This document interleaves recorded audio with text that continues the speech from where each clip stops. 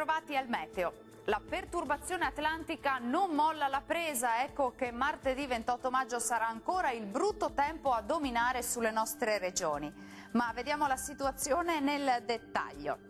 Sul Veneto avremo un tempo perturbato con temporali diffusi dappertutto. Attenzione perché i fenomeni potranno risultare anche particolarmente intensi, specie in nottata, e non si escludono anche locali nubifragi. Temperature minime tra 13 e 15 gradi, massime comprese invece tra 19 e 23 gradi. Spostiamoci ora sul Friuli Venezia Giulia, dove la giornata sarà anche qui all'insegna di precipitazioni temporalesche anche forti, anche in questo caso specie durante le ore notturne.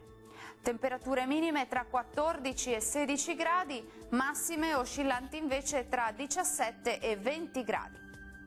Situazione simile sul Trentino Alto Adige, anche qui infatti avremo condizioni di maltempo intenso con piogge diffuse un po' su tutti i settori, come ci mostra la nostra grafica.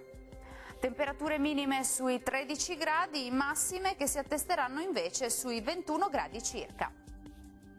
Bene, dal meteo di Antenna 3 per ora è tutto, vi do appuntamento al prossimo aggiornamento. Arrivederci.